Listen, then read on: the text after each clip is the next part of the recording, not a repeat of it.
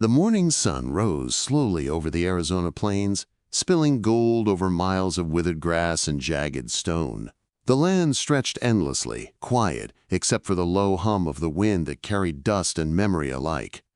Thomas Grady sat astride his old horse, Boone, his silhouette cutting against the horizon like a weathered statue. He was a man of 53 years, his face lined deep from sun and sorrow. His eyes were the color of dry earth, patient, tired, and unflinching. Every wrinkle told a story of droughts survived, cattle lost, and the kind of silence that only time can carve into a man's soul. The storm 2 nights ago had broken fence lines across his north pasture, and Thomas had risen before dawn to mend them. That was the way of things. No one else to do it, no reason to complain. He carried his coil of wire, a hammer, and the calm acceptance of another long day alone. The ranch had once been full of sound, his wife's laughter, the shuffle of boots on the porch, the clatter of pans as supper cooked, but all that had faded with her passing 7 years before. Since then, the world had gone quiet, a quiet that pressed against his chest and settled in his bones. He rode through the morning haze, stopping now and then to check a post or tighten a wire. Boone's hooves crunched on hard earth. A hawk circled overhead, its shadow gliding over the dust. By noon, Thomas reached the narrow stream that cut across the southern edge of his property. The water was still muddy from the storm, running low between smooth stones. He dismounted, leading Boone to drink. The air was heavy, the sky pale with heat. He knelt to cup some water into his hands, splashing his face. Then a sound, soft, fragile. Barely a whisper beneath the rustle of the reeds. He froze, head tilted. There it was again. A sob, a child's sob. Thomas slowly rose to his feet. His hand drifted instinctively toward the revolver at his hip. The plains were no place for children, not this far from town. He scanned the line of brush along the stream bank. "Hello," he called out, his voice low but steady. "Somebody there?" No answer. Only the faint gurgle of water and the buzz of flies. He took a few cautious steps forward, boots sinking slightly in the damp soil. The sob came again, this time closer, sharper.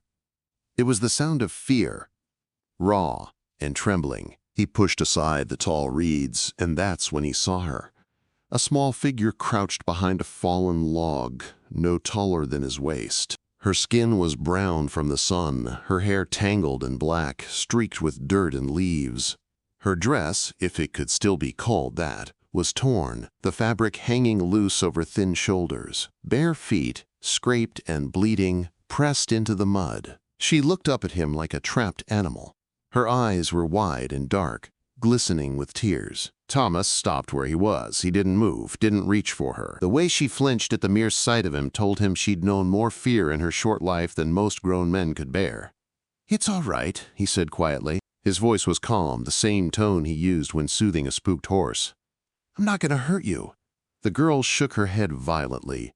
Her lips moved, but only a faint sound came. He knelt down slowly, keeping his distance. "You alone out here?" She hesitated, then whispered something. It was hard to catch.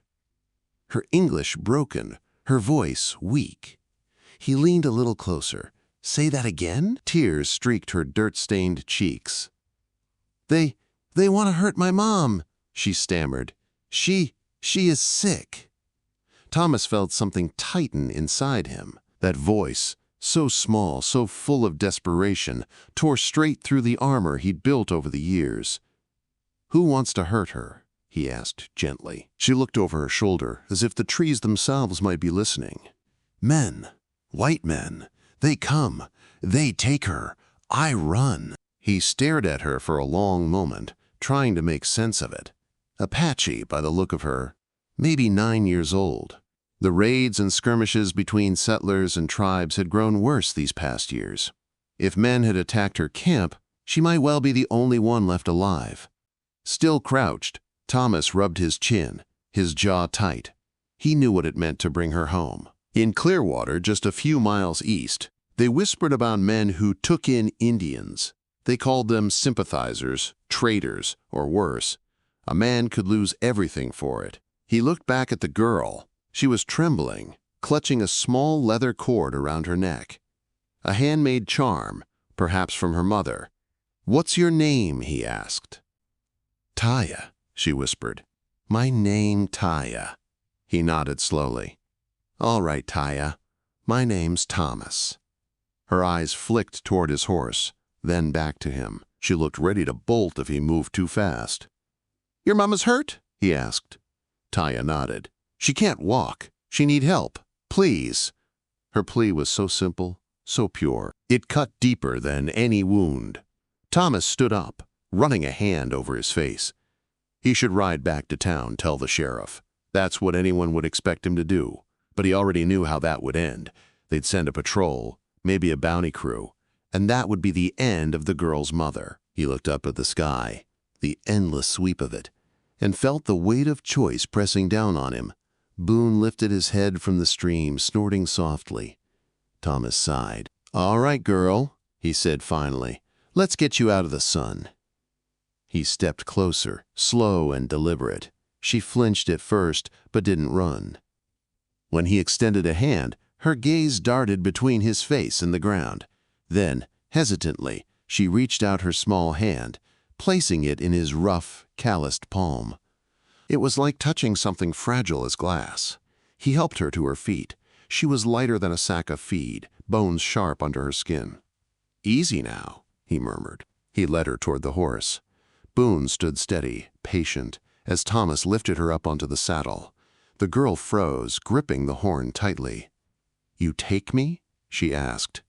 Thomas looked up at her, his voice low but certain. "You're safe now, little one."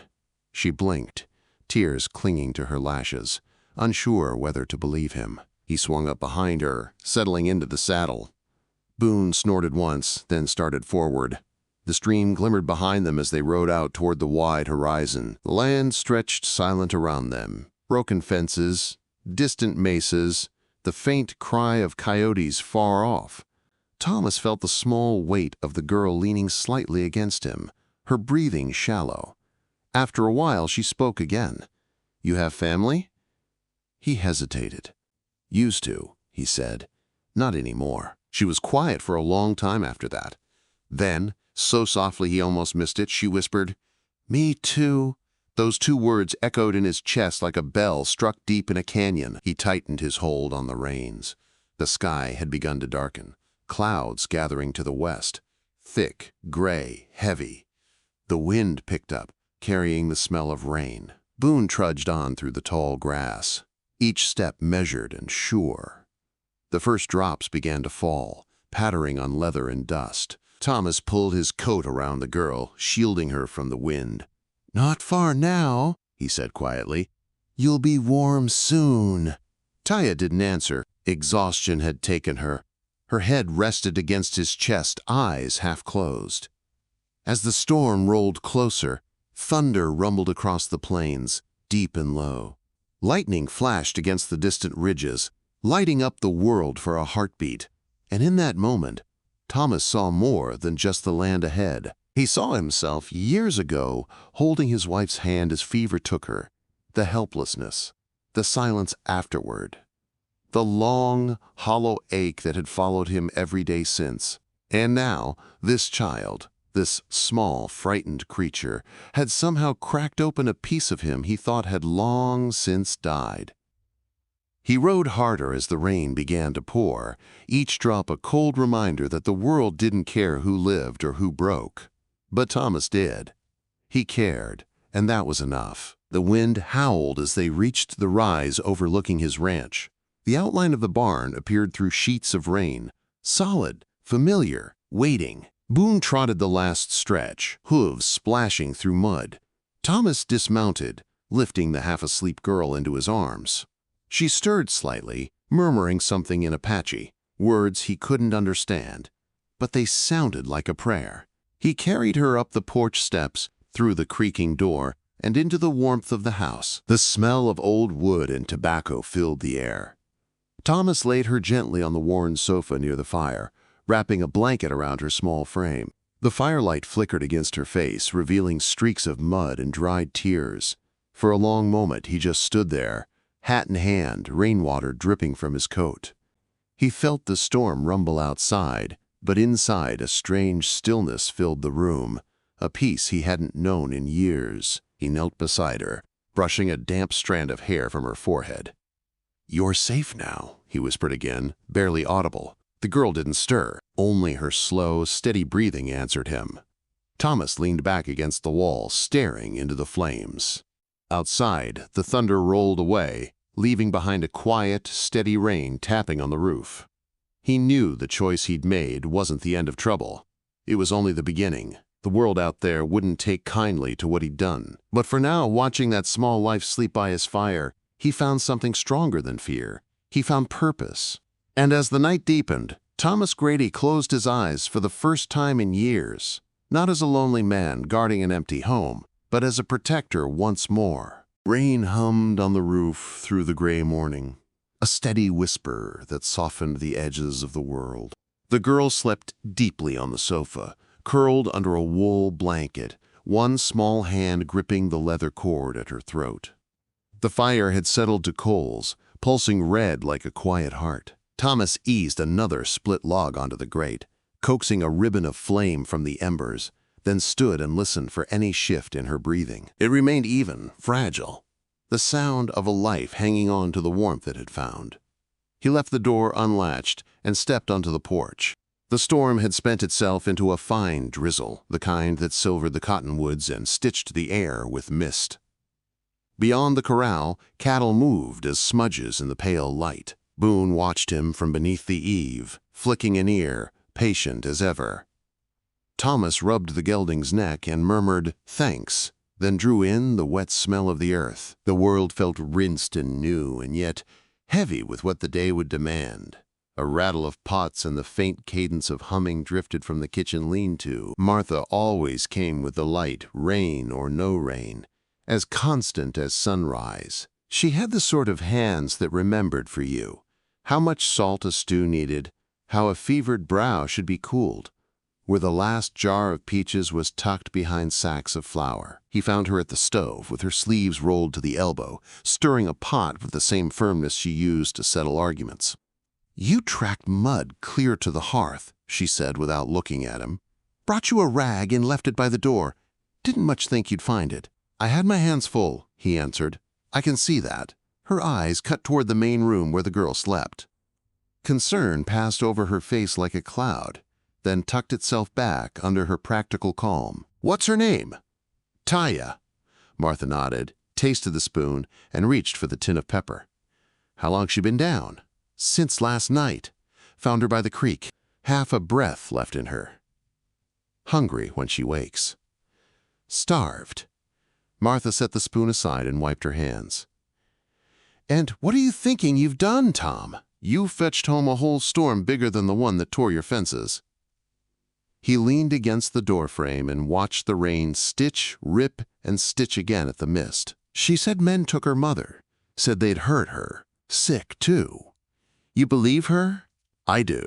"Then you mean to see the end of it?" He didn't answer, which was answer enough. Martha pulled a cracked blue plate and stacked bread on it, dropped a knob of butter in a cast-iron skillet, and laid bacon strips to sputter. Grease perfumed the air with memory and comfort. She glanced back toward the girl. "She'll be frightened. I'll soften it." "She's been softened by the world enough. That's why you let me do it." He nodded, then crossed to the wash basin, sluiced his hands, and combed his fingers through his beard. The mirror showed a face he sometimes didn't recognize, as if he were looking at a stranger wearing all his tired years. He dried his hands on a towel already threadbare from too many mornings like this, and returned to the doorway between kitchen and parlor just as Taya stirred. She woke as an animal wakes, a flinch before a breath, eyes wide before focus. Her hand flew to the leather cord, then to the blanket's edge, fists tight. When she saw him, her body went still, and then tighter still, as if bracing for a blow that had not come, but might. "It's all right," Thomas said, keeping his voice low, letting the words sit in the air like a bridge she could choose to cross. "You're safe here." Martha wiped her hands and moved into the parlor with a careful smile that did not force itself. that waited and offered. "Good morning, little one. I'm Martha. I've got warm bread and eggs, and there's honey if you've a sweet tooth." Taya's gaze darted from woman to man, from fire to window, measuring doorways and distances. "Where this house?" she asked. "Thomas Grady's ranch," Martha said gently. "Rain's near done. We'll dry your clothes proper and see to those feet." Taya's throat worked around a swallow. Sorry," she whispered, as if her presence were an offense. "Nothing to be sorry for," Martha said. "You'll eat, and then we'll wash your hands. You've done more than enough for one night." The girl watched Martha sit at the edge of the sofa. When Martha reached to tuck the blanket closer around her shoulders, Taya did not pull away. Her eyes shone with the kind of burn that comes after too many tears have emptied, a sheen more than a flood. Thomas brought a cup of water and crouched, offering it with both hands. She took it, sipped, then gulped, knuckles whitening around the tin. Water ran from the corner of her mouth to her chin. He didn't wipe it. He didn't move. He let her finish and set the cup carefully on the trunk that served as a table. "Do you hurt anywhere?" he asked. She glanced down at her feet, then at her arms, where scratches laddered the skin, a dusting of dried blood. She shrugged, as if pain were an old acquaintance that needed no introduction. Martha rose. "Tom, fetch that basin and the salve. I'll see to the worst of it before she eats, or she'll forget to let me." He did as he was told. Martha cleaned the scrapes with the gentleness of a prayer. Taya hissed at the sting, then stilled, watching Martha's face as if the lines there could be read like a map to someplace safe. "You're brave," Martha said. "Braver than most men I know." Taya's lips twitched at the edge of a smile that didn't quite happen. She tilted her head, studying Martha. "Your hair like cloud," she said softly, reaching toward a stray silver curl. Martha laughed, and the sound eased something in the room that had been wound tight as wire. "Cloud and lightning both, so best mind me." Bread and eggs went quick, bacon quicker. The child ate with a care that came from long habit, saving a corner of bread, tucking it in the blanket, as if hoarding were a form of hope. Martha noticed, said nothing, and slid another slice onto her plate. When the worst of hunger folded itself into warmth, Taya set her fork down and held the leather cord out between thumb and forefinger. At its end hung a small carved piece of bone, shaped like a crescent moon, smoothed by years of touch. "My mother make," she whispered, "for me." "It's beautiful," Martha said. "You keep it close." Taya nodded, her eyes lifted to Thomas. "You take me to her?" The question landed like a weight in his chest, and then like wings behind his ribs. He drew a breath, and all the warnings he should have spoken lined up behind his teeth. The men in town who would smell it like blood and water, the sheriff with his careful words, the ranchers who always needed an enemy to feel like owners of the land. None of that would fit in the air between this child and the man who had brought her in from the rain. "Yes," he said. "I'll find her." Martha's hand stopped mid-air, her face sending him a dozen cautions with a single look. He accepted each one and stood anyhow. "I'll need to know where," he said to Taya. "Where you last saw her. Can you tell me or show me?" The girl's brow knit as she reached for words like stones to lay across a river. She held up her hand and drew a line across the air. "Big rock," she said. Like Buffalo Head." She swung her arm to the left. "River there. Our camp there." Her hand fell. "Men come, horses, boom." She flinched as if hearing it again. "Mama hide me in bush. Say run. I run." Then, many night, she searched his face to be sure he understood. "She's sick before. Cough. Bad. How far from here?"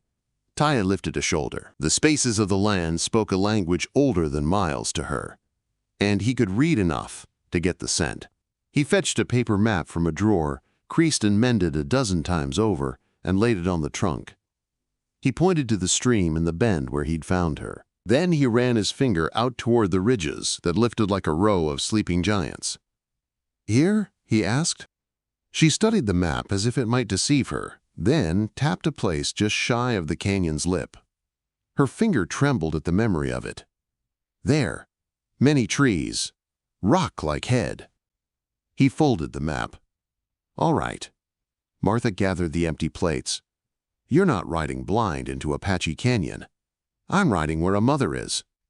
And the sheriff? The sheriff will ask me not to do what he knows won't be done by asking. Martha set the plates down again, eyes narrowing, not in anger, but in the familiar exasperation of a woman who knows a man's mind because she has watched him live inside it too long. Then you'll at least stop in town for quinine and laudanum. If she's got a fever, she'll need more than steadiness. I'll buy what I can. You'll take biscuits, dried venison, a jar of peaches, and that clean blanket from the cedar chest. You'll take a lantern and a spare. And you'll take your better temper, because the men you meet will test it. He lifted a corner of his mouth. I'll take you if you can be folded into a saddlebags. Mind yourself, she said, though her lips softened. Boots thumped across the porch. A knock fell on the door that wasn't a question. Thomas turned. Martha moved between the parlor and kitchen, and Taya's eyes flared. He motioned her toward the bedroom beyond the hearth, and she slid from the sofa with the silent grace of a fawn. Martha drew the curtain across the doorway just as Thomas unlatched the door. Evan Pike stood there, rain speckling his hat brim, jaw set like a stubborn post. He was younger than Thomas by 15 years, older than Sense by twice that, and he always smelled faintly of chewing tobacco and grievance. Behind him, 2 ranch hands from the next spread leaned on stirrups, curious and not subtle. "Mornin'," Evan said, though it was already near noon. "Heard you had company last night." "Rain and wind," Thomas said. "Same as you." Evan's eyes flicked over his shoulder, measuring the shadowed room. "Funny thing. Clyde says he's seen a small figure riding double with you. Silhouette looked wrong for a calf or a sack of feed. Clyde should stop staring at other men's silhouettes. You'll let me in?" "I won't," Evan smiled without humor. "You know, Tom, you've been alone out here so long you forget the world turns while you're fixing fence. Men get to thinking about what kind of world it's turning into. Bunch of us figure it ought not to be one where a rancher harbors trouble. Then you ought to take your trouble home before it gets wet." Evan's smile fell away, leaving the sharp underneath. "Sheriff will want to know if you brought any Indians onto your spread. He can ask me himself." "Oh, he will." Evan tipped his hat just enough to look like manners from a distance. "Town meeting tonight? Storm's got folks prickly. Wouldn't be a good night to find out something's been slipped under their door without a knock." "You know my door," Thomas said. "I've never slipped anything under it." Evan's eyes narrowed at that, a dog trying to decide if a man's hand was for food or a slap. He made a small but deliberate show of glancing beyond Thomas's shoulder, then shifted his weight. "We keep each other safe by knowing what's near. That's all." "Then you've had your knowing." Thomas shut the door and slid the bolt. He let his breath out in a long line, then waited for the hoofbeats to fade before he turned toward the curtain. Taya stood just behind it, eyes glassy with the shock of voices that pinned her like a hawk's shadow pins a field mouse. Martha rested a hand on the girl's shoulder, solid and present. "You heard," Thomas said. Taya nodded. "They want to hurt. They want to be loud," Martha corrected, and then with a look to Thomas added, "and dangerous if a man feeds it." He fetched the cedar chest and lifted the lid. The smell of clean wood and saved things rose to meet him. He took out the blanket Martha had mentioned, the one his wife had stitched with the smallest, neatest hands. The weight of it in his grip folded time as if it were cloth, too. He packed as Martha ordered. Biscuits wrapped in cloth, strips of smoked venison, a jar of peaches held in straw, a coil of rope, a second lantern, oil, matches, the good canteen, a knife sharpened until it sang. Martha tucked in a sprig of dried sage without explanation.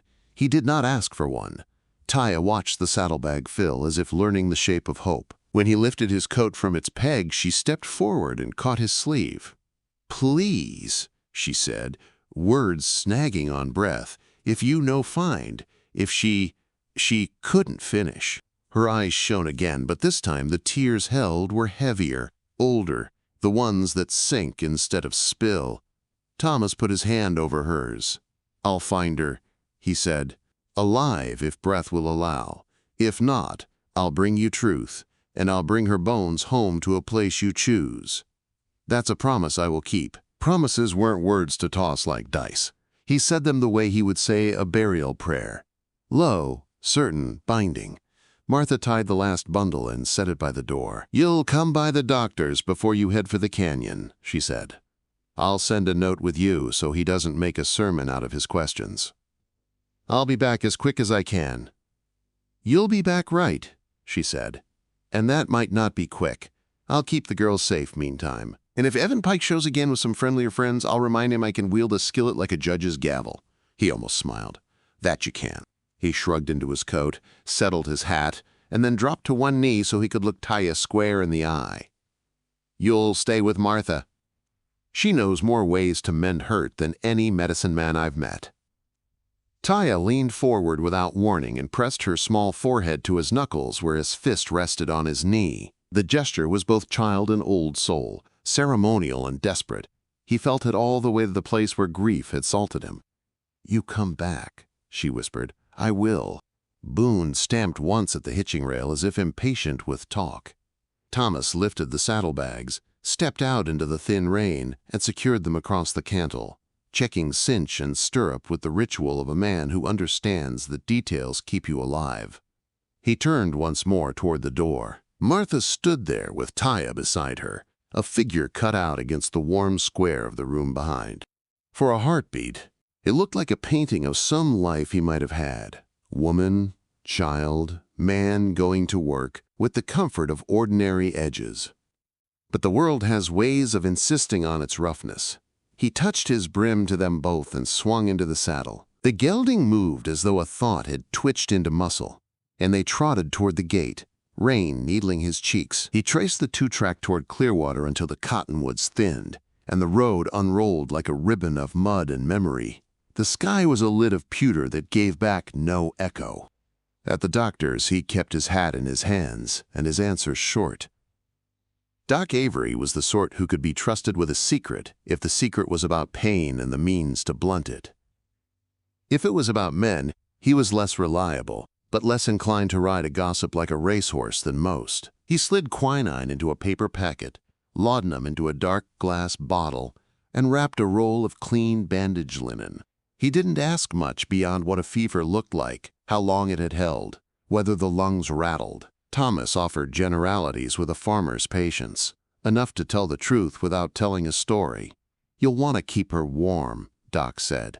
"Air the room, even if it chills you. Fever like stale air.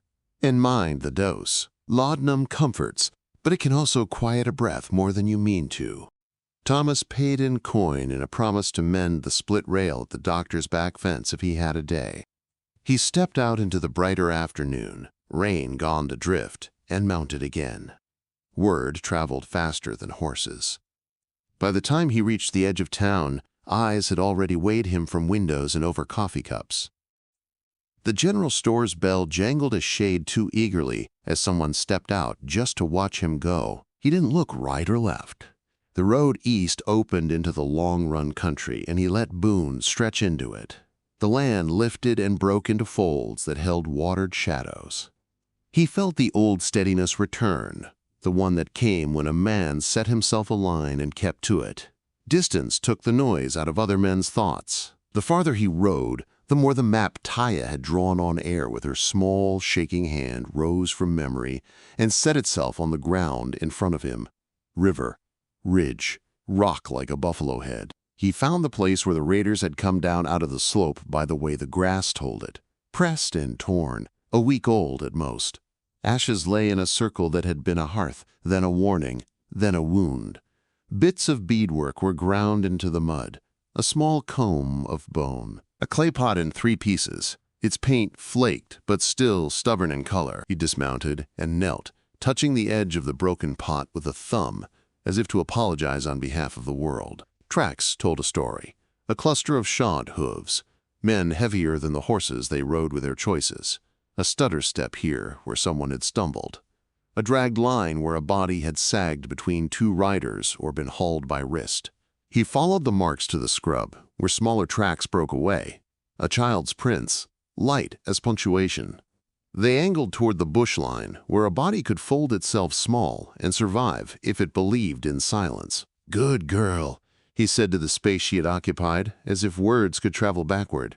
He found the buffalo-headed rock by lifting his eyes instead of lowering them. It was more ridge than rock, but the way the canyon cut its silhouette shaped the animal plainly from a certain vantage, horns and thick neck and a slump of patient power. He let Boone pick his path across the shale, then down toward the shadowed trees where waters stitched through stone. The air cooled as if grief had laid its hand over the sun. He called soft names into the hush, Naya, and ma'am, and friend, because sometimes a stranger's voice can get lost on the way to a person, and anything that might be recognized will help it find its mark. The canyon held the words and gave them back to him smaller. Birds went quiet. Water went on telling its one story. He found her where sickness tends to tuck people. Out of the wind, back against rock, body made neat by the work of pain. Fever had polished her skin to a shine. Her breath rattled with a burr that said, pneumonia the way a cracked wheel says trouble with every turn. She did not move when his shadow crossed her. He crouched and laid the back of his hand to her temple and then to his own cheek. Heat leapt his skin like a warning. "I'm Thomas," he said. "I came for you because your daughter asked me to. You are not alone."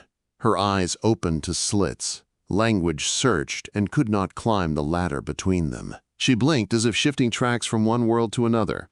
He worked fast because the world had started to measure her minutes in teaspoons. He wrapped her in the blanket that smelled faintly of cedar and years.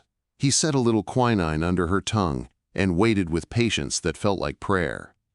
He let a few drops of water wet her mouth. He spoke the girl's name, Taya, and saw a spark light the low coals in the woman's eyes, a blue that tried to steady itself against a wind. "It's all right," he kept saying, because sometimes the saying is a bridge you build while you carry someone over it.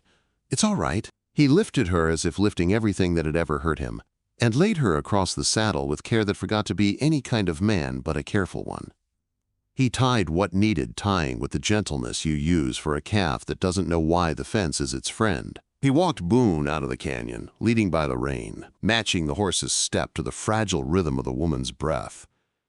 Dusk set hook and pulled the light down, far off. Thunder bragged, without the rain to back it up. He counted his blessings and found that he had more than he'd brought. A horse who measured his strength, a sky that held its water, a road that wasn't a swamp, a fire waiting on a hearth, a girl who had kept a piece of bread to give to someone who needed it more. He spoke aloud to the woman as he walked, not for answers, but so that the sound of a voice might thicken the air and keep her stitched to it.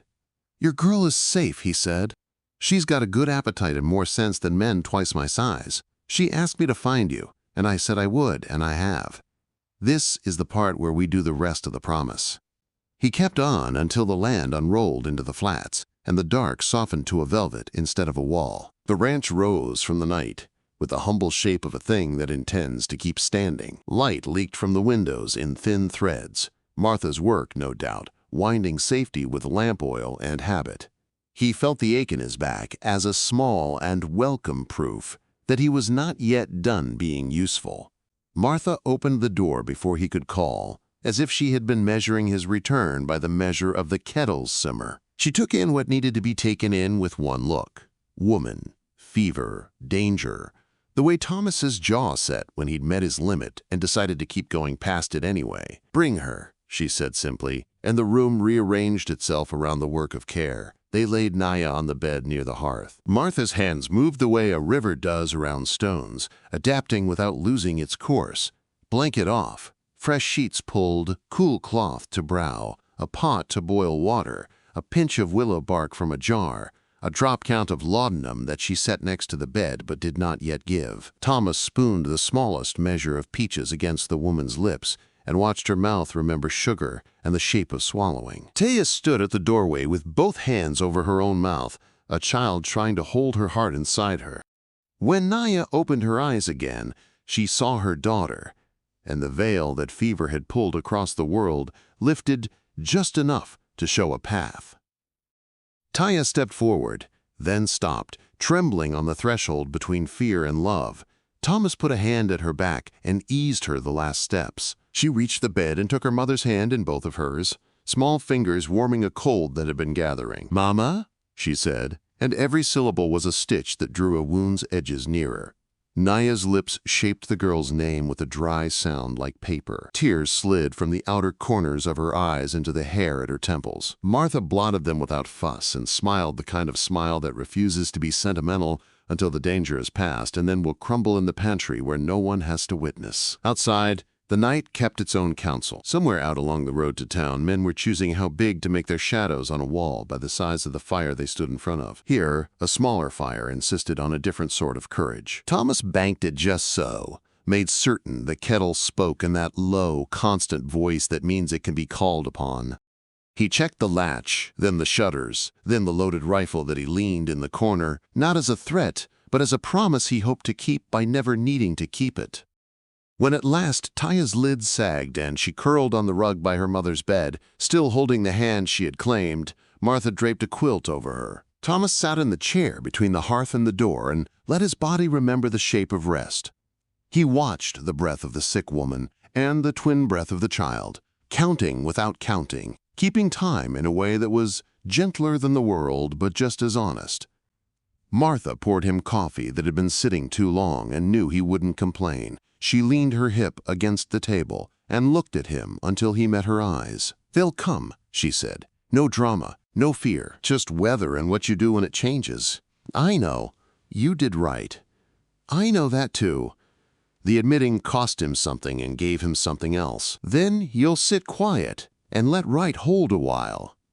He nodded. She rested a hand on his shoulder, the brief press of a comrade in arms, then turned to her patient with the softness she kept for those who needed it. Thomas let his head tip back against the chair and studied the ceiling, counting the knots in the pine, and in each one seeing a moment he had once believed would never come. Laughter at his table, a child asleep within arm's reach, a woman's breath he dared to hope would steady, not because the world is kind, but because someone chose to be. He didn't do much praying since the day the ground closed over his wife, but he shaped something like one now. Not words, exactly. Not begging. More like presence and promise standing shoulder to shoulder and refusing to be pushed apart. He let the shape rest above the bed like a roof pitched against the night. The house settled into the hour when even worry must doze a little. Coals glowed. Rain ticked on the east window as a courtesy before moving on. Far off, a coyote called and another answered, and their conversation sounded less like hunger and more like ritual. Taya's hand twitched in sleep, but did not loosen its hold on her mother's. Naya's breath evened by a thread, then by two, as if a small invisible net were being cast and pulled and cast again until something held. Thomas closed his eyes and opened them and closed them again, taking guard the way a man does when the thing he guards is the smallest and most ferocious form of life there is. Hope that has just learned the door is unlocked. He thought of Evan Pike's knock and the weight behind it, and felt no tremor at the thought of answering it again. He thought of the road into the canyon, and the place where he had lifted the woman, and how light she had been. Too light, the kind of light that makes a man angry like a storm. "You're safe now," he had told the child, and he said it again inside himself, a vow that nailed itself to beam and stud, and would not be worked loose by weather or men, or the kind of fear that puts on a badge to look like law. He let the words settle into the bones of the house where they could hum, a low music under every other sound. When dawn finally teased the horizon with a wash of thin gold, he was still upright in the chair. A blanket he did not remember accepting laid across his knees. Martha stood with her palm on Naya's forehead and nodded once, a victory given without trumpet or banner. Fever not broken, but bent. Taya woke to the look on Martha's face and understood enough to let herself breathe. A small shudder, a new beginning. Thomas rose, legs stiff, and stepped to the bed. Naya's eyes opened and found him. She did not smile, but something like it moved at the edges of her mouth. She looked at his hands, at the places where rope and rain had marked them permanent, at the dirt still settled under his fingernails. She made a sound, a syllable, that had no English and no need of it. He answered with a tip of his head and the briefest of grins, a man acknowledging a message received. He reached to touch the blanket where it lay over her shoulder. "You're safe," he said, And this time the words were not a promise cast ahead, but a truth spoken into the present, sturdy enough to bear weight. Outside, the clouds were learning how to become light again. The day would bring what it would. Men, questions. The thin line a person must learn to walk between neighbor and conscience. For the moment, the house itself made a circle against the weather. Within that circle, a mother breathed, a child slept and woke, a woman measured herbs, and a man stood and let his heart remember how to beat in company. He listened to that beat and decided to keep it. The sun rose slow and red over the plains, spilling light across the hills and waking the dust into motion. The storm of the night before had washed the land clean, leaving a sharp scent of sage and damp earth. Inside the small ranch house, a faint warmth lingered from the embers that glowed in the hearth. Thomas Grady stood by the window, one hand resting on the sill, the other around a tin cup of black coffee that had long since gone cold. He had not slept much. The chair by the bed creaked softly when he shifted his weight. Naya still lay there, her breath shallow but steady, her dark hair damp against the pillow. Her fever had eased through the night under Martha's watch, though her strength was thin as thread. Taya had curled up on the rug again, one hand clutching her mother's wrist, as if afraid that letting go might make her disappear. Every now and then she stirred, her lips forming half-words in her native tongue, then settling again into the small rhythm of a child's sleep. Thomas turned from the window. Martha, still in her apron, was quietly cleaning the basin, her sleeves rolled high. The lines around her mouth were deep from worry, but her eyes, sharp and steady, lifted to him without question. "She'll live if she rests," Martha said, voice hushed. "That cough's rooted deep, though. The laudanum kept her breathing easy for now, but she needs medicine more than prayers." "I know," Thomas said. "There's quinine left, but not enough." Martha wrung the cloth and folded it over the back of the chair. "You'll have to ride into Clearwater, but don't think the sheriff won't hear about it. Pike's probably already stirring things up at the saloon." Thomas sipped what was left of his coffee. The bitterness bit his tongue, the same way truth bit the conscience. Let him talk. He always did like his own voice. "He's got men who listen now," she said softly. "Men who don't need much reason to start trouble when the word Apache's in it." Thomas looked toward Naya again. She moved faintly, her hand twitching in her sleep. "I'll handle it." "Handling it might cost you," Martha said. He didn't answer. Instead, he knelt beside the small bundle of blankets on the floor. Taya opened her eyes at once, as though she had been awake all along, waiting for him. Her gaze darted from him to her mother, and her little chin trembled. She's sleeping," he said gently. "You helped her. You did good." Taya sat up, blinking at the light creeping through the window. "She better now." "A little," he said, "but she still needs help. There's a town not far. I can bring medicine." The child's eyes widened. "Town? White men?" "Yes," he said, "but I'll go alone." "No." Her head shook quickly. "They bad. They hurt her." "I won't let them," he said. Her small fingers clutched the edge of his sleeve. "Promise? I promise." Martha cleared her throat softly, watching the exchange with something that hovered between sorrow and admiration. "You'll need to leave soon, before the sun climbs too high," she said. "Take Boone and the small satchel. I packed bread and jerky." Thomas rose, his knees cracking faintly as he stood. "Keep the rifle close, just in case." Martha's brows lifted, but she only said, "You think I've lived this long without knowing how to aim?" He smiled, faint and quick. The moment he stepped outside, the wind greeted him with a cool hand. He breathed it in, the smell of morning grass and horses, and went to the barn. Boone was already waiting, stamping his hooves impatiently. The horse had carried him through droughts, floods, and losses, faithful as a shadow. He saddled up, checked the rifle holstered against the saddle, and slid his hat low against the glare. Inside the house, Martha watched him through the open door. Taya had risen too, standing barefoot beside her mother's bed. When Thomas turned to look back, the girl raised her hand silently, palm open, a gesture that was both farewell and plea. He touched his brim and nodded once before leading Boone onto the road. The trail to Clearwater wound across 5 miles of flat country, the grass still wet and heavy from the rain. The sun was climbing fast, burning off the mist that hugged the low ground. The world stretched empty and wide around him, but Thomas could feel the tension coiled just beneath that quiet.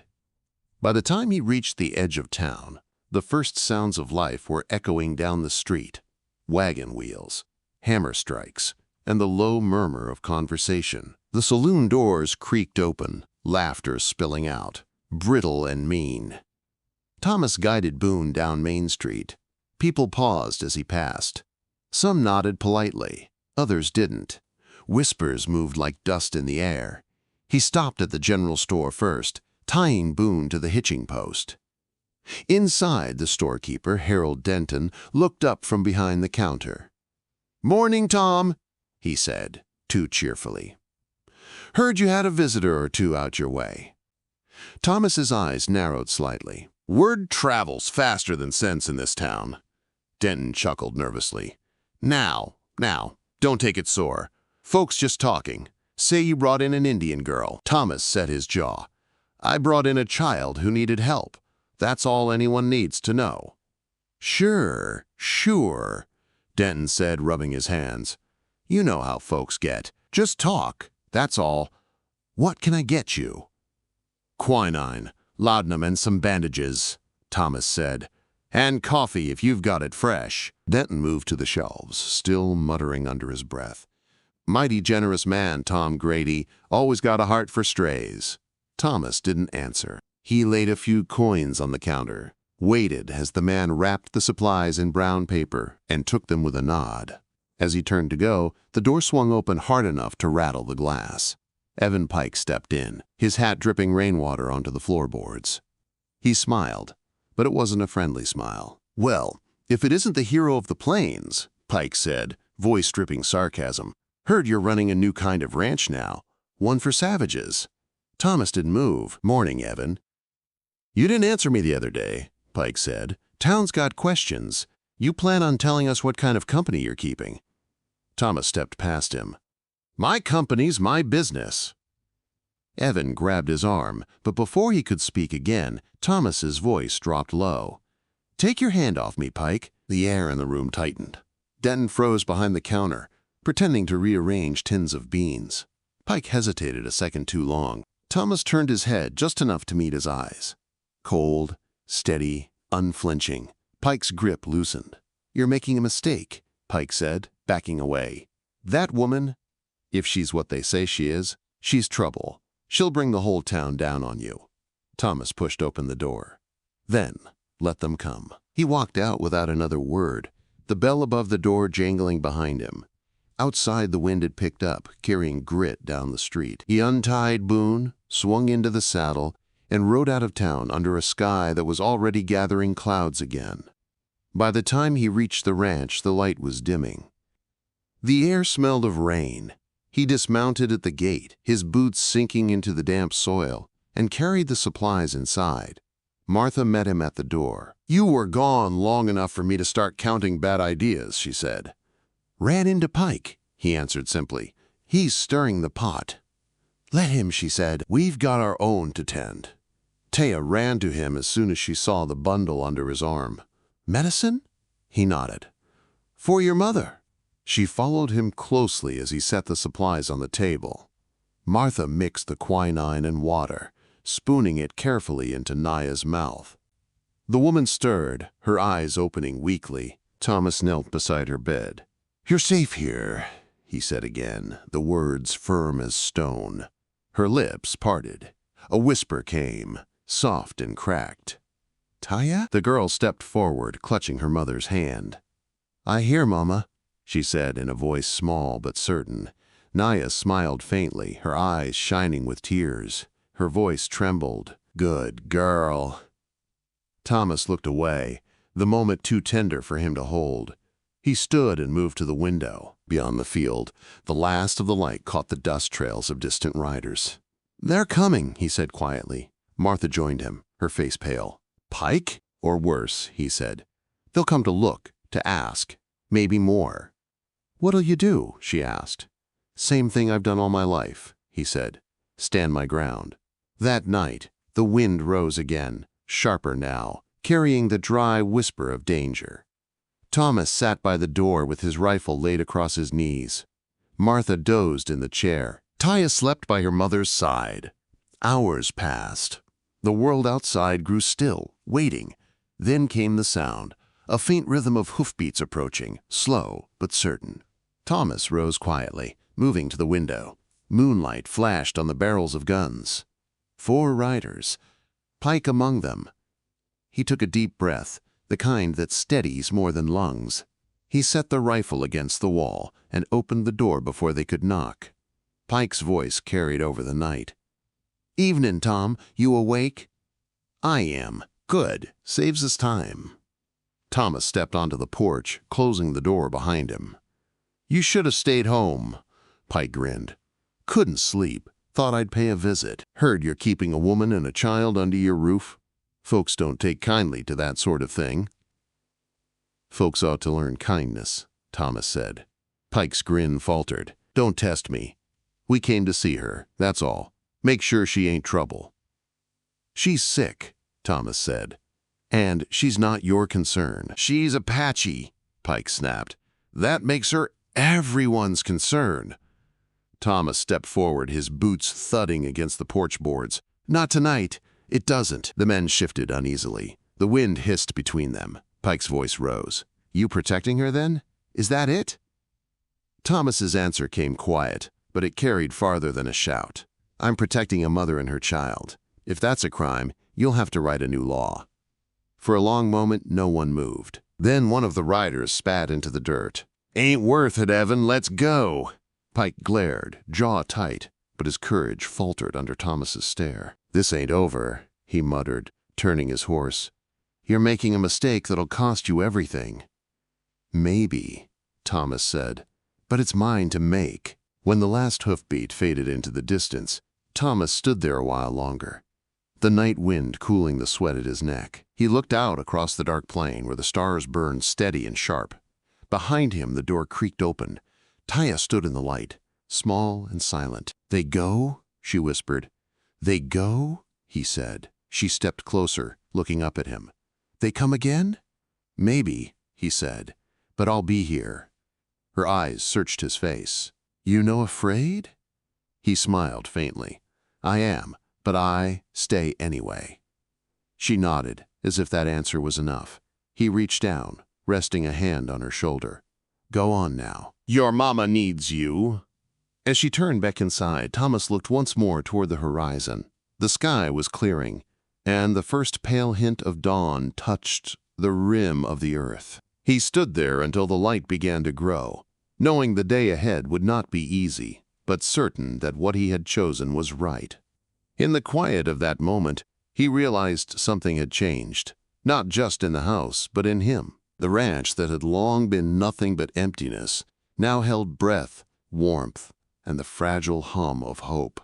And for the first time in years, Thomas Grady didn't feel alone. Morning slid over the plains like a slow spill of gold, brushing light across the ranch house until it pooled in the windows. The night had left behind a silence that was not peace but pause, as if the world itself were catching breath.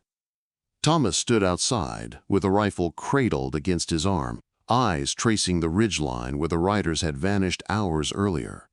The wind moved through the grass in long sighs. It carried the scent of rain still clinging to the earth and the faint metallic tang of worry. Inside, the house was alive in the small, steady ways that meant it still held hope. Martha was at the stove, frying biscuits and bacon grease, humming under her breath a hymn she only half believed in. The smell curled through the rooms. Taya sat by her mother's bed, humming a quieter tune of her own, something old, something Apache, the notes rising and falling like the sway of the river reeds. Naya's eyes opened now and again, glazed but aware, her fingers brushing the girl's hair as if to remind herself that the world she touched was real. Thomas came in and hung his hat by the door. His boots were still damp with dew, the toes scuffed from pacing. Martha turned from the stove and looked him over with a glance that missed nothing. "You didn't sleep," she said. "Didn't see much point," he replied. "You'll see plenty when you fall over mid-sentence," she said, plating biscuits. "Eat." He did, tearing a biscuit apart with hands that had lost none of their strength but much of their ease. The butter melted and ran down his fingers. He didn't seem to taste it. His eyes kept shifting to the window. "They won't let it rest," Martha said after a moment.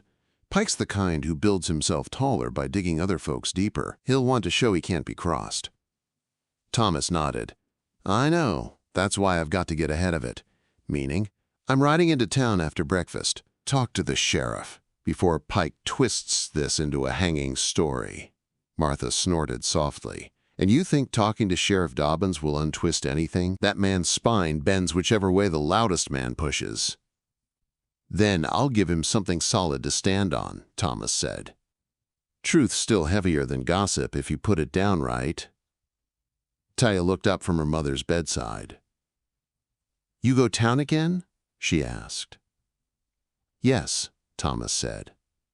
"But not for long. I'll come back." She lowered her eyes, tracing circles on her mother's blanket with one finger. "Town not like you." "I know," he said gently. "But someone has to remind them how to behave." Naya stirred, her voice a thread of sound. "Don't go alone," she murmured. "I'll be fine," he said, leaning close so she could see the steadiness in his eyes. "You rest." She wanted to argue. He could see it in the flicker of her lips, but her strength faltered, and she let it go. He squeezed her hand once before standing. Martha handed him a canteen, still warm from the kettle. "You'll be polite," she said, "and calm." "I always am." "That's what worries me," she muttered. He smiled faintly, then stepped outside into the rising heat. The ride into Clearwater was shorter when a man's mind was busy. Every turn of the trail carried the echo of boots on his porch, the sight of Pike's grin in the dark. The town came into view, its single main street waking slow beneath the sun.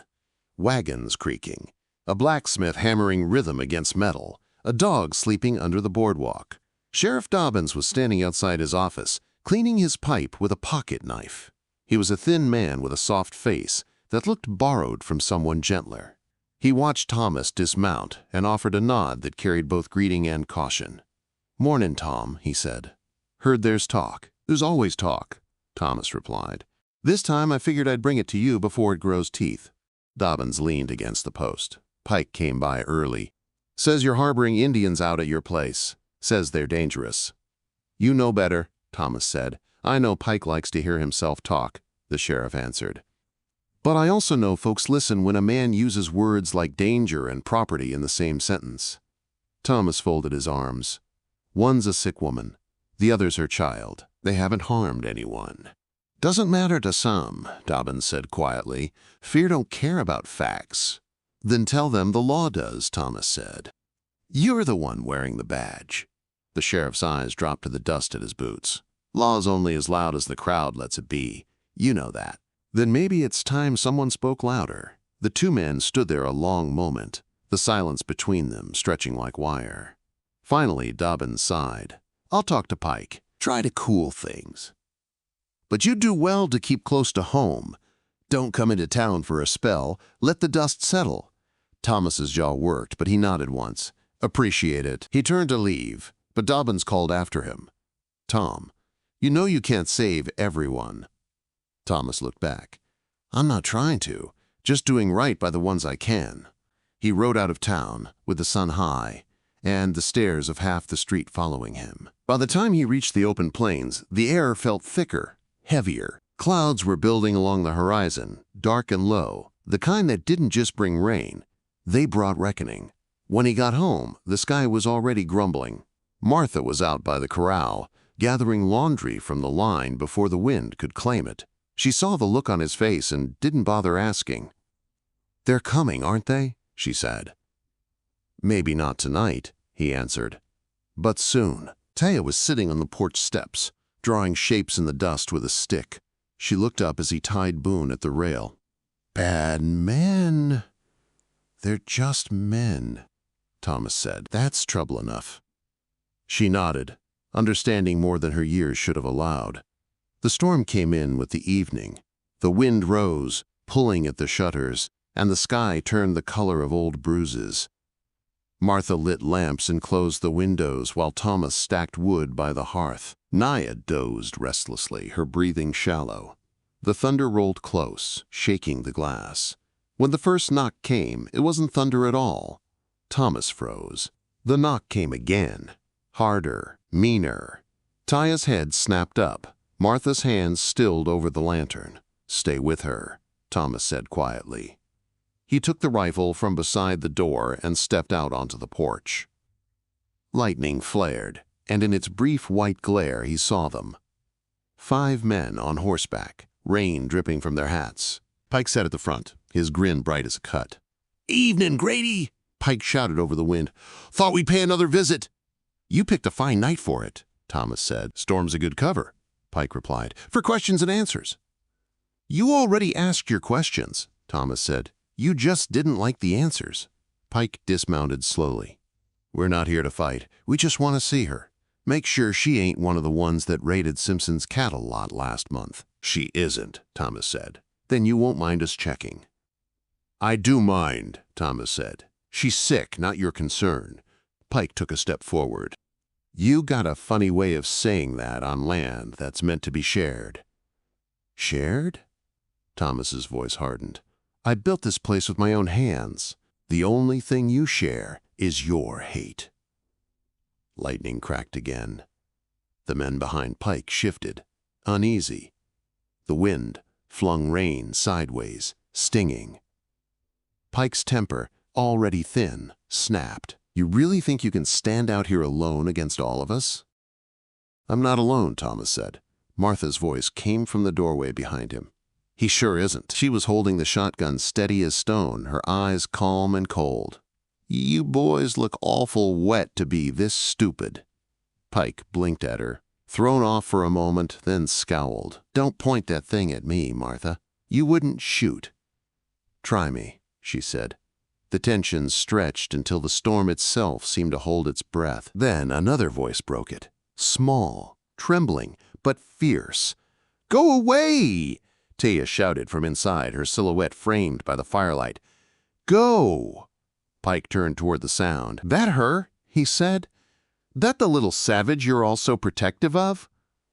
Before Thomas could move, Pike stepped onto the porch, trying to look past him. Thomas blocked his path.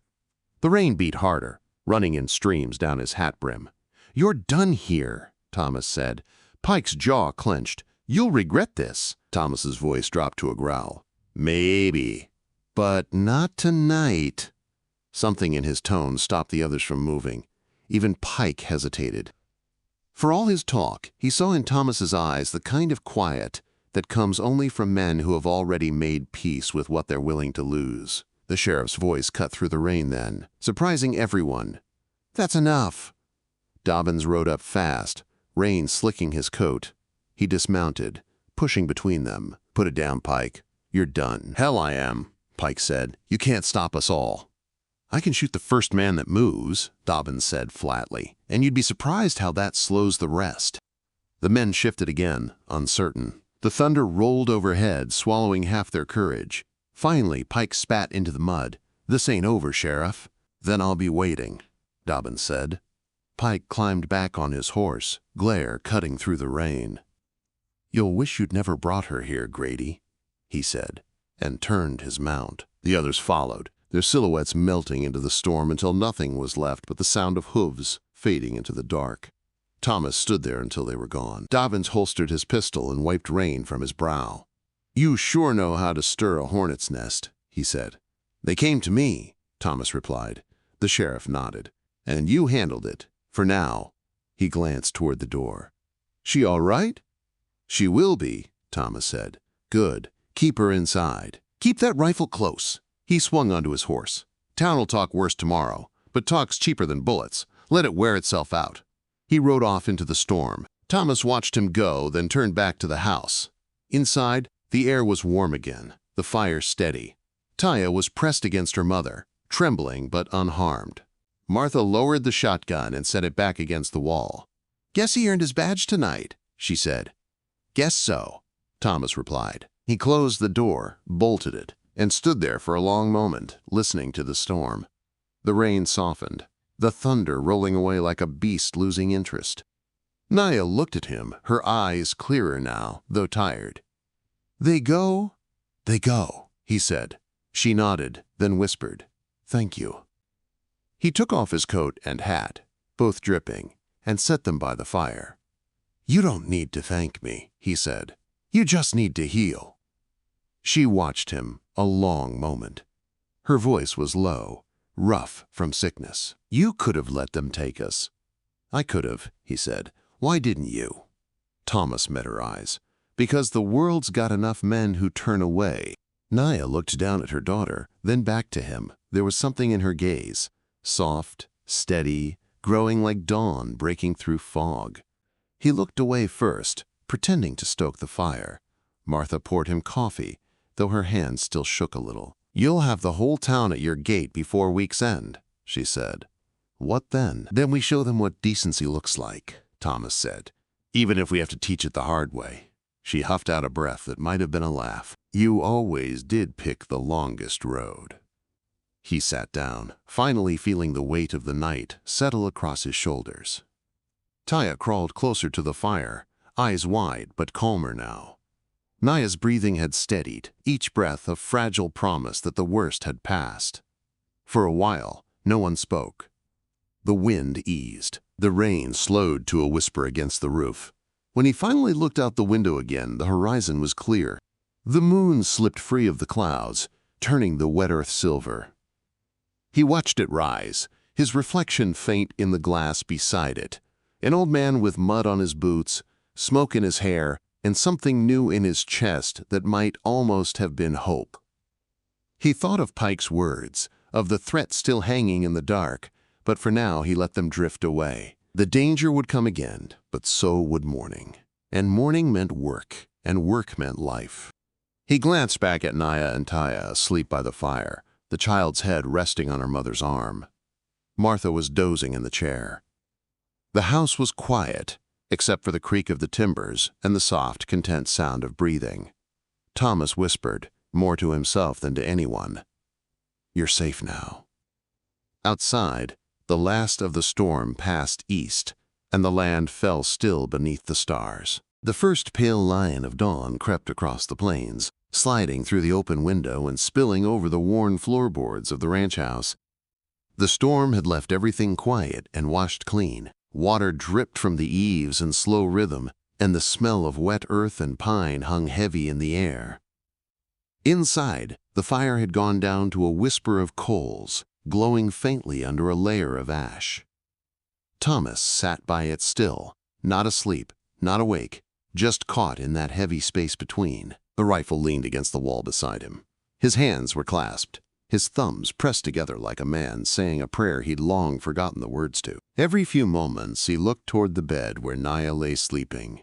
Her face was calm now, not fever-flushed like before. The cough had quieted through the night, and her breathing, though shallow, was steady. Taya had fallen asleep, curled against her side, one hand clutching her mother's fingers, the way children hold on to safety even in dreams. Martha stirred first. She dozed off in her chair, a shawl around her shoulders, hair tousled from the long night. She blinked at the light and straightened with a soft groan. Her eyes found Thomas, and for a moment neither spoke. They didn't need to. The silence between them was old and familiar, shaped by years of shared work, weather, and worry. "Coffee," she said finally, "if we've got any left." Thomas stood, joints cracking, and reached for the pot on the stove. He poured the dark brew into 2 cups and handed her one. She took it, inhaled, and smiled faintly. "Smells like survival." He gave a small nod, sipping his own. The bitter taste bit his tongue, but it grounded him, pulled him back into the world. Outside, the sound of hooves came faint and distant.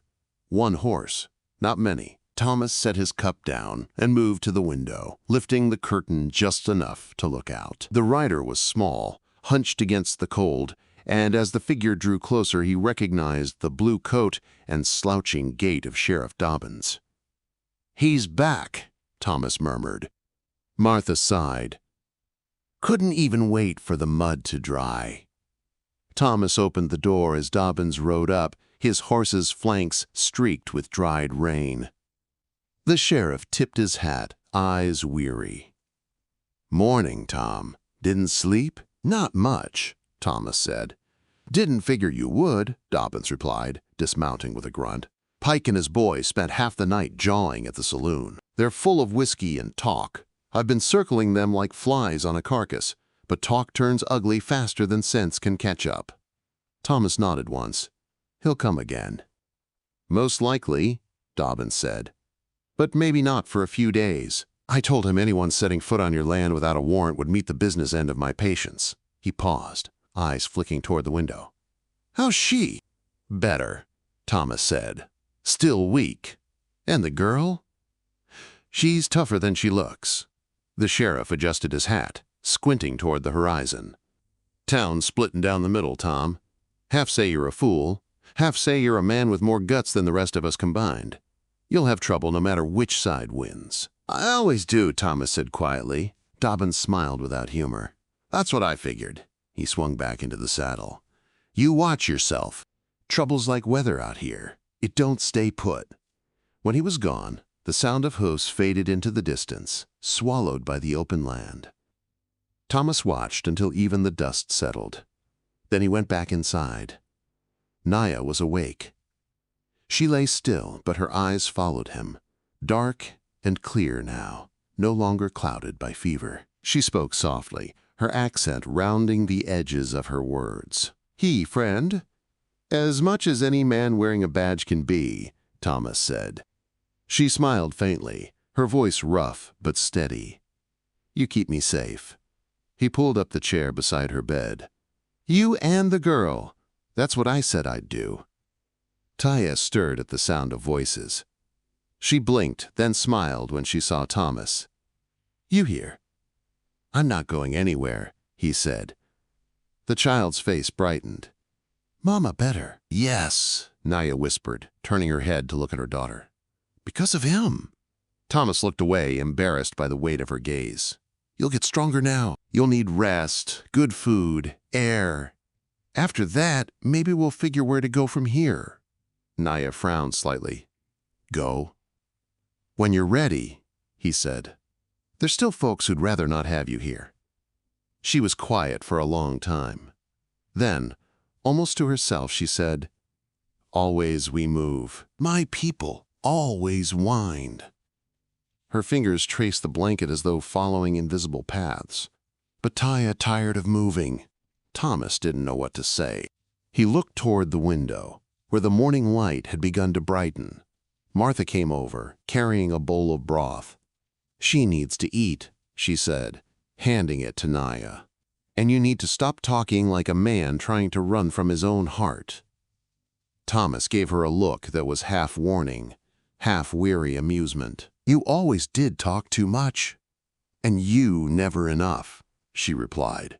Days passed in a rhythm that felt both fragile and steady. The fever broke for good, and Naya's color returned. Her cough still came at night, but not as fierce. Taya followed Thomas around the ranch like a small shadow, asking endless questions about the horses, the tools, the sky.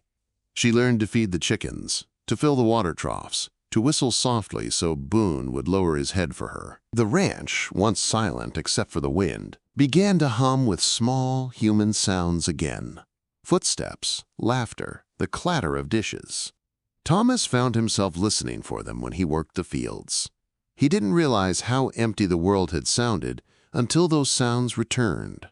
Sometimes, when the light fell low in the evenings, he would look toward the house and see Naya standing at the porch rail, her hair lifted by the wind, her daughter beside her. It filled something in him he hadn't known was still hollow.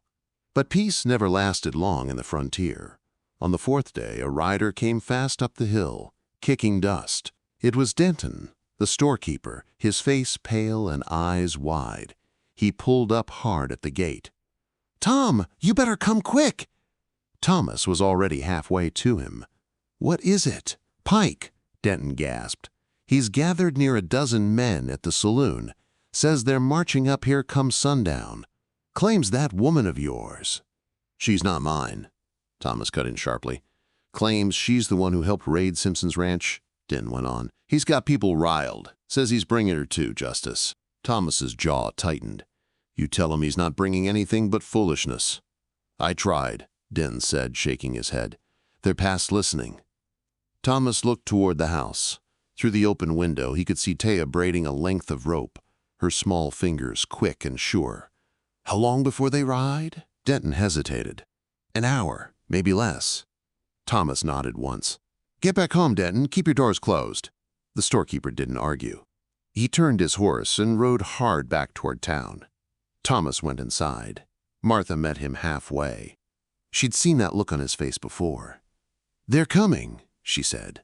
Yes. She didn't waste breath asking who. She only moved toward the cabinet and pulled out the rifle cartridges. I'll load these. You get Naya and the girl to the cellar. No, Naya said from the doorway. She was standing, weak but upright, wrapped in a shawl. We stay. Thomas turned toward her. You're not strong enough for this. Her voice was quiet but unshaken. If they come for me, I will face them. Taya ran to her mother, eyes wide with fear. No, Mama! Naya knelt and held her. Listen to me, little one. No matter what happens, you do not run far. You stay with Miss Martha. She will keep you safe. Thomas's chest tightened at the sound of her voice, calm, steady, brave. When the sun began to drop behind the ridges, the sound of hooves came again. Not one this time. Many. Dust rose from the road, carrying the low rumble of men who had talked themselves into courage.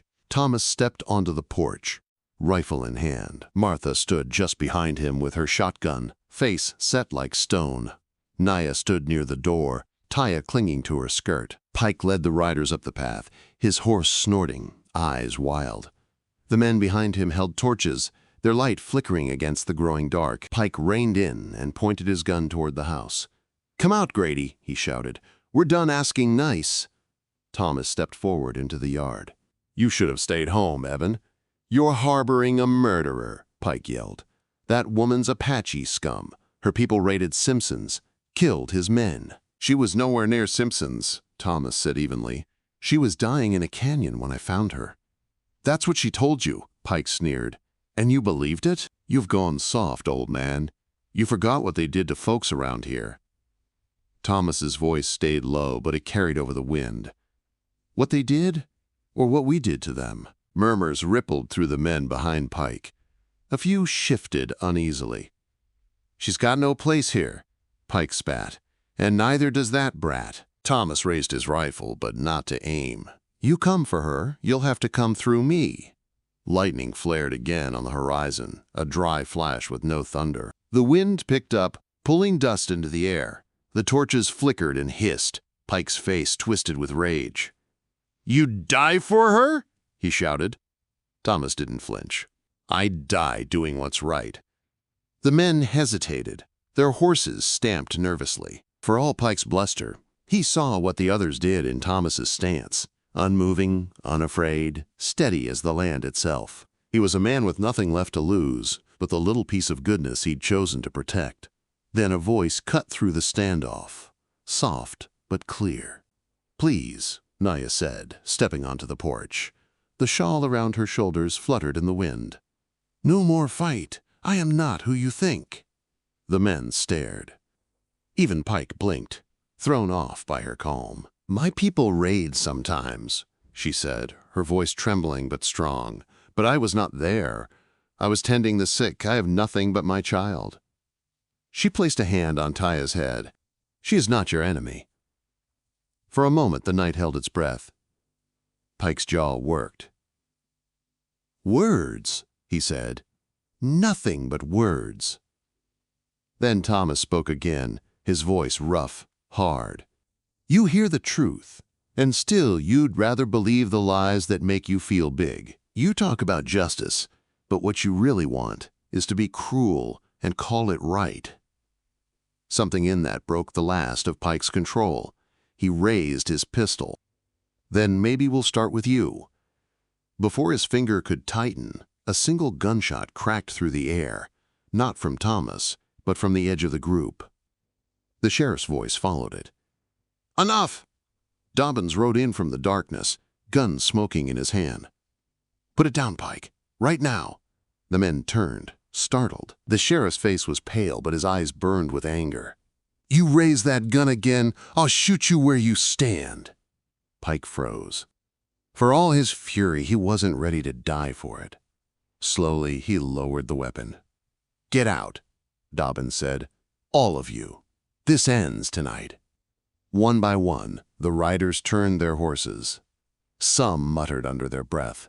Others said nothing. Pike stayed a heartbeat longer, his glare fixed on Thomas. Then he spat into the dirt and rode off after them. The sheriff holstered his gun, exhaling. "You sure know how to attract company," he said. Thomas nodded. "Comes with the land." Dobbins looked at Naya, then at Taya, both standing close together. "You folks safe now?" "For now," Thomas said. The sheriff tipped his hat. "I'll spread the word. Pike's done talking. Maybe folks will start remembering decency again." He rode off into the dark, leaving the ranch quiet except for the wind. Thomas turned back to the porch. Naya stood watching him, her eyes reflecting the lantern light. She stepped closer, her voice soft. "You risked much for us." He shook his head. "Not risk. Choice," she smiled faintly. "Then you chose with a good heart." Taya came to stand between them, her small hand slipping into his. "We stay now?" she asked. He looked at Naya. She met his gaze, and in the quiet that followed, no words were needed. "Yes," he said finally. "You stay." The girl smiled and ran to her mother, wrapping her arms around her waist. Martha appeared in the doorway, her voice rough from emotion. "Well," she said, "guess I'll have to start cooking for 4." Thomas chuckled, a low sound that carried warmth instead of weariness. The night was still dark, but the danger had passed, leaving behind something fragile and alive. As he looked out over the plains, the clouds broke, and a spill of starlight fell across the wet earth. For the first time in years, Thomas Grady felt the land breathe with him instead of against him.